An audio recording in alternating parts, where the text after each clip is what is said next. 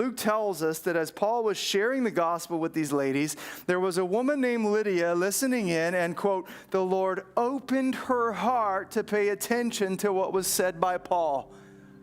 The Lord opened her heart to pay attention. I pray for that every Sunday. God, help them pay attention. Open their hearts, right?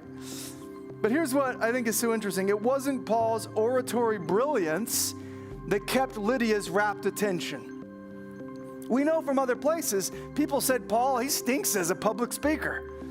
He's not all that eloquent. In fact, we even know there's a story we'll get to later in Acts that one time he was preaching and a dude fell asleep, so deep asleep that he fell out the window and died. I thought, and that encourages me actually as a preacher, because I see you all fall asleep sometimes, but no one's died on my watch yet. Like, they're so deep in sleep, they're like, I think I'd rather just go into the grave than wake back up and have to listen to this guy. So I haven't reached that point yet. Paul was there.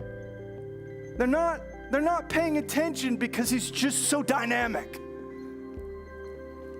Well, what was it? What was it? God's sovereign grace. The Lord opened her heart to pay attention to what was said by Paul. If I could put it simply, your job is to open your mouth. God's job is to open their hearts. What a beautiful thing that is.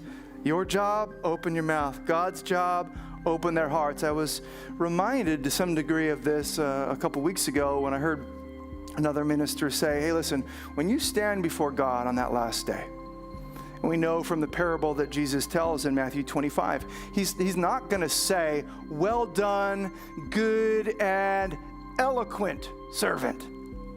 Well done, good and insightful servant, good and clever servant, good and successful servant. What is it? Well done, good and faithful servant. Like all that other stuff, what if I'm not eloquent enough? What if I'm not successful, and I don't have a big enough church? Can I be faithful? That's the call. Be faithful. Leave the results in his hands. Let him take care of that stuff with his sovereign grace. And I'll just tell you, that is my hope every Sunday. That's why I can stand in this pulpit without buckling under the weight of it. If I thought that it was my job to somehow, capture your attention and get you into the kingdom, or it was my job to speak in such a way that I could kind of get you along to glory, and I'm supposed to carry this, I would crumble. I would have quit a long time ago, because I can't carry that. I can barely carry myself. I can't carry myself. How in the world am I would have quit a long time ago. So this truth is a lifesaver for me. Nick, here's your job. Come in, open your mouth.